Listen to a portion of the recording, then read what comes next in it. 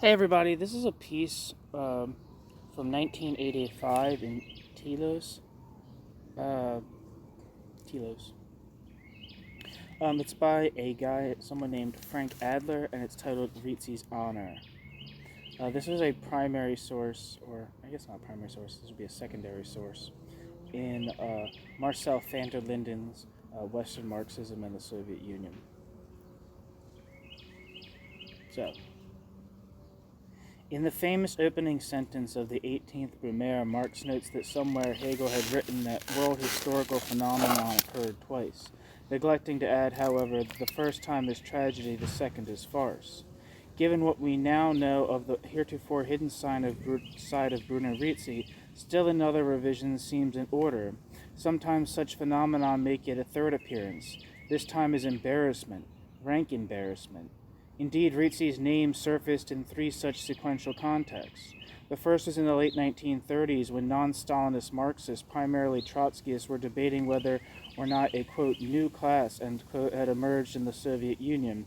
It was here that Bruno Rizzi's La Bureaucratisation du Monde was published in Paris in 1939 to be mysteriously confiscated almost immediately by the Popular Front government. The second was in the late 1950s when Gillas's recently published polemic, The New Class, stimulated numerous debates on the social nature of communist systems, including earlier theoretical attempts at explaining the origin, inner workings, and consequences of this bureaucratic formation. It was here that Rizzi's name resurfaced from almost total obscurity as the would-be victim of James Burnham's alleged plagiarism, The Managerial Revolution, a charge that Rizzi himself, the unknown prophet resurrected as a prosperous shoe manufacturer, would make ad nauseum for all who had the patience and gullibility to hear. The third was in 1977, the year of his death, when for the first time a sanitized commercial edition of his book was published in Italy. It was here that Rizzi was uncritically lauded by leading socialist intellectuals for his theory of bureaucratic collectivism and the ludicrously appropriated by the PSI, the Italian Socialist Party, as the spiritual father of self-management and democratic socialism. Indeed, this celebrated edition bore a preface to none other than Bettino Craxi, Craxi, the current Prime Minister of Italy, and an introduction by Luciano Pellicani. Even Telos had the dubious distinction, thanks to Antonio Carlo and Umberto Melotti, of being one of the very few journals to note Rizzi's passing with what must now be regarded as a thoroughly embarrassing obituary, in memory of Bruno Rizzi. I'm going to say that I've read this piece, and like it says here, it doesn't mention any of the negative things about Bruno Rizzi at all.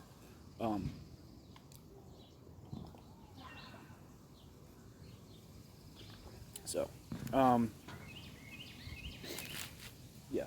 But I'm going to put it up on the channel anyway. I'm not here to be a censor, but I'm just upload things that I read. So sometimes they suck. Sometimes they aren't in line with my values, but I'm reading them anyway. Even Telos had the dubious distinction, thanks to Antonio Carlo and Umberto Melotti, of being one of the very few journals to note Rizzi's passing with what must now be regarded as a thoroughly embarrassing obituary, in memory of Bruno Rizzi, an honor usually reserved for the likes of Herbert Marcuse, Jean-Paul Sartre, and Ernst Bloch, who, not having suffered enough indignities in life, would in death share a vault beside Rizzi in the same misbegotten issue. How and why is this coming out in the wash now? To be perfectly honest, we recently discovered the error of our ways by sheer accident, and by setting the record straight, we hope to bury Bruno R. once and for all. Recently, Telos received Haberkern's seemingly intemperate review of the newly translated English edition of Rizzi's work. At that point, it was not clear what to do with it. Informally, we had already discussed whether or not Telos would add to the academic ho-hum which greeted Westoby's English translation of the Bureaucratization of the World, quote, At last this underground classic has finally been translated, end quote. Written by such scholars as Louis Kosar and Dennis Wrong, who, beyond recycling familiar banalities, added nothing to what was already known about Rizzi. None of the Telos regulars wanted to bother with it. Thus feeling obliged to run something on one of our fallen heroes, and no doubt intuitively impressed by anything snappy and irreverent, I was asked to look over the Haberkern piece. Regrettably, all my scholarly prejudice quickly surfaced as, late one night, I made my through Haberkern's review. Here was a Bruno Rizzi who ran counter literally to all that had been written, an anti-Semite, a pro-fascist, and a rank apologist before the fact for the Nazi-Soviet rape of Poland. I consulted my Italian edition of Il Collectivismo Bureaucratico, finding little evidence to support Haberkern's dramatic charges. True, he referred to the original 1939 Paris edition, which I had never seen, but surely, I surmised, Italian scholars of the statue of Giorgio Colli, Luciano Pellicani, and Antonio Carlo would have picked such things up, if indeed they existed, while researching their separate essays on Rizzi. How could it possibly be that they were all off the mark, and Haberkern was right? Just who was this Haberkern fellow anyway? By the wee hours of the morning I dashed off a rather blunt and unflattering assessment of the whole thing. Haberkern justifiably took offense, and together with an undeservedly measured response, sent a complete photocopy of the 1939 Paris edition, which, as it turns out, he obtained from Hal Draper, who in turn had apparently ripped it off from Rizzi himself, according to Rizzi in 1958 during a trip to Italy. Thus Haberkern was right with all the literati, Telos included, in effect bought into something roughly tantamount to the Brooklyn Bridge. This is why I was forced to do penance by translating Rizzi's particularly odious chapter, Les Questions Juives, or Juive. I don't know how to say it, but the Jewish question, I'm assuming, is how, yeah. Maybe it's actually, no, if it's French, I don't know if it's Italian or French, but I think it is French, because the book was originally published in French, and that's who confiscated it. Quote, Les Questions Juives, which would be a Jewish question, and write a brief piece exposing our indirect culpability, which would, at the same time, raise questions concerning the true culprits, our fellow Italian intellectuals, who should have known better, as well as the opportunistic appropriation of Rizzi by the Socialist Party of Italy. Clearly, Haberkern was not only fully justified in his critique, but had, if anything, underplayed just how ridiculous a theorist and how vile a man Bruno Rizzi, the PSI's newfound hero, truly was. Beneath their repetitive bombast, malevolent vituperations, and pseudo-intellectual neologisms lay one of the most insidious apologists for the twin brutalities of his time, fascism and Stalinism, both praised by Rizzi in the name of anti-capitalism and socialism. Oddly enough, the analysis of the USSR and the theory of bureaucratic collectivism, for which Rizzi came to be known, represent less than a third of the original text, 96 pages, which properly edited and stripped of repetition would total less than 20. This part, and this part only, was eventually translated into Italian and English, accounting for the apparent thinness of Rizzi's, quote, historic underground classic, end quote, 75 pages in the 1975 Italian edition, 60 pages in the 1985 English edition. In terms of Rizzi's general argument and call to arms, this part is actually far less significant than the final 98-page section entitled Où va le monde? For it is here that bureaucratic collectivism is placed within a totalizing worldview which calls upon English, French, and American workers to break with their capitalist leaders, join forces with Hitler, Stalin, and Mussolini, all of whom should justifiably commandeer adjacent territories for economic expansion, espace vital, in Rizzi's own words, to form an anti-capitalist bloc, and once capitalism has been defeated, there will be a smooth transition to socialism, a classless society, and world harmony. By then, there will be no more Jews, since the struggle against capitalism necessarily entails the struggle against this, quote, pile of capitalist shit, end quote. Rizzi. A, quote, integral part of the enemy army, end quote. Rizzi.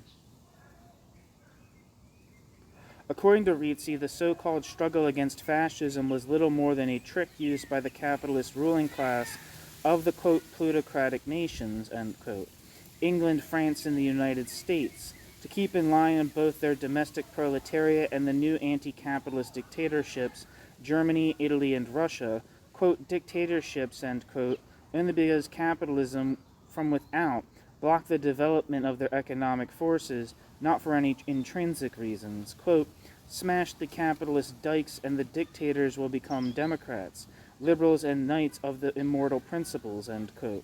Of course, any serious student of Hitler, Mussolini, and Stalin, like Rizzi during the all-too-significant year of 1939, knew that this is what they had in mind all along. With optimistic economism, Rizzi argued that as these dictatorships undergo further development, quote, the totalitarian state will progressively shed the totalitarian state's political characteristics while conserving only those of an administrative nature. At the end of the process, we will have a society without classes and socialism. Viva le socialisme, end quote.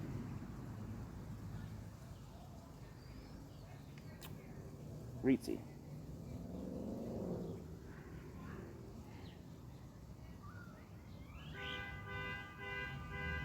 Rizzi's anti-Semitism speaks all too clearly for itself.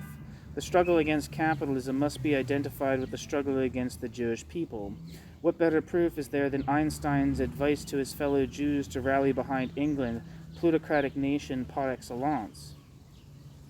Apparently it never occurred to Rizzi that the winner of the 1921 Nobel Prize in Physics might have had some reasons other than, quote, pro-capitalism, end quote, for supporting England in England's opposition to the Third Reich, which through the Nuremberg laws of 1935 had reduced Albert Einstein to the status of Untermensch, deprived Albert Einstein of all civil rights, and confiscated Albert Einstein's property. No, if Einstein were not such a typically Jewish money grubber, Einstein would have resolutely rallied behind the anti-capitalist Hitler and goose-stepped vers le monde nouveau. I guess that means for the new world, I believe. I'm not sure. Or maybe that's vers le monde nouveau. I don't know. Rizzi's anti-Semitism, which in, quote, normal, end quote, times might be dismissed as idiosyncratic prejudice, must be viewed against the harsh reality of the late 1930s when Jews became progressively excluded from all aspects of social, economic, and cultural life. By November 1938, Kristallnacht, a night of broken windows, looted shops, and burning synagogues, ushered in a new series of officially sponsored programs,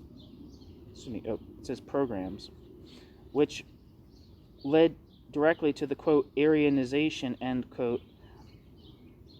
Oh no, I think that's supposed to be pogroms, actually. Ushered in a new series of officially sponsored programs. It might be pogroms, is what it's supposed to say. Anyway, which led directly to the, quote, Aryanization, end quote, of Jewish property, ghettoization, and finally deportation to concentration camps. Meanwhile, in Rizzi's native Italy, the fascist government had enacted its own Nuremberg-inspired set of racial laws in the fall of 1938, measures which, unlike Germany, never enjoyed the backing or acquiescence of the citizenry, let alone the civil service itself. In fact, Rizzi's virulent anti-Semitism goes well beyond the typical fascist, homegrown strain. One would have to look far and wide to come up with a notable Italian fascist who wrote tracts equal to Rizzi's La Question Juive. Perhaps Giovanni Preziosi, the defrocked priest and pro-German publicist who even Mussolini could tolerate in only the smallest of doses.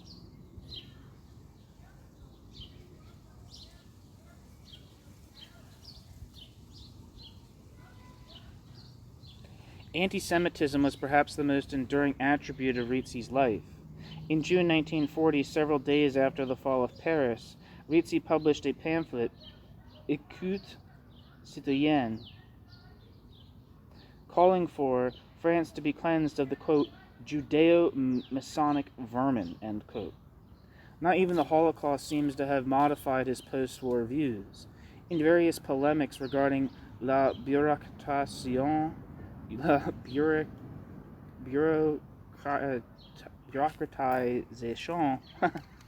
bureaucratization of the world. I can't fucking say that word. Rizzi never owned up to the fact that the original 1939 edition had been banned for its provocative anti-Semitism. During a private conversation with Hal Draper in 1958, Rizzi reaffirmed his earlier racial slanders, accepting as authentic the protocols of the Elders of Zion, and claiming that the First International was a Jewish conspiracy, though Marx himself was unaware of this.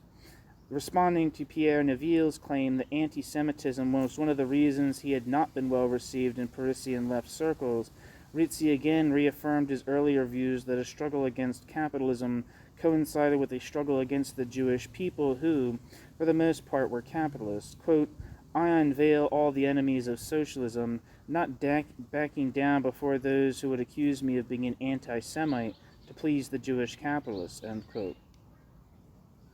In light of all this, how could Rizzi have been so revered by Italian socialist intellectuals and appropriated by the Socialist Party of Italy? Two possible answers immediately come to mind: incompetence and/or bad faith. As for the first one would expect rookie graduate students, let alone full-blown intellectuals, to check their sources. It is possible that those socialist intellectuals who had written on Rizzi, those who knew him personally, and those who helped prepare the 1977 edition of Il Collectivismo Bureaucratico, never consulted the original French text. That is entirely possible, since few copies of the 1939 edition might have escaped confiscation, and Rizzi might have been telling the truth that in 1958 Hal Draper pinched his one remaining volume. Yet if several copies are to be found in libraries this side of the Atlantic, usually misfiled thanks to an original error by the Hoover Library under, quote, Rizzi Bruno, end quote, and stuck in the bees, it is hard to believe that no copies are to be found in French or Italian libraries if one looked hard enough. Even if no copies of the 1939 edition were available, enough dirt already had surfaced in Rizzi's 1958-59 polemics with Le Contrat Social, some of which are actually included in the 1977 Italian edition, to raise serious questions about Rizzi's earlier pro-fascist stance and anti-Semitism. If indeed such suspicions had surfaced, and how could they not, why would Rizzi nevertheless be packaged as an unrecognized genius, as a mentor, as the father of self-management and socialist pluralism? Here one might raise the question of bad faith. Does one simply showcase the Bruno Rizzi one would have wanted, keeping the pro-fascist, anti-Semitic skeleton safely tucked away in the closet?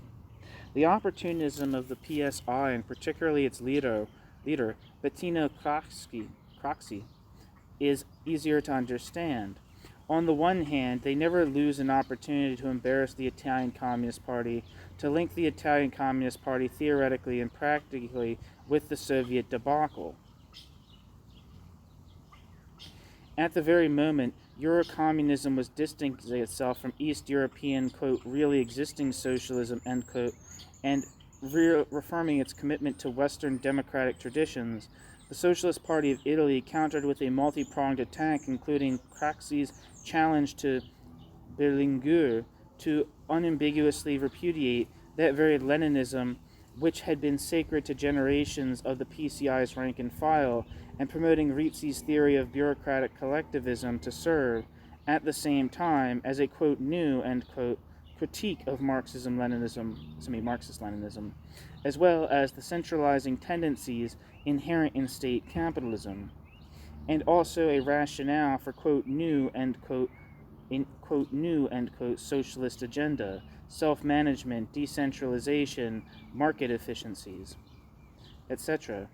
Here Bruno Rizzi would have his 15 minutes in the sun, as had at various times Proudhon, Otto Bauer, Mazzini, and Garibaldi. Regarding Rizzi, however, none of this will wash. Rizzi is finally out of the closet, and it's time for all to own up and put their cards on the table.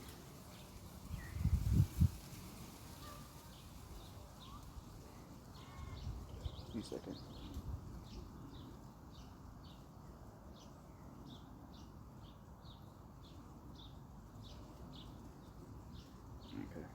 Okay, so here is shit.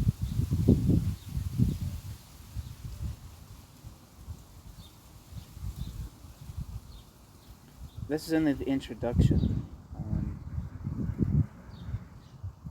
I don't know. I think I might have to reread the thing, but this is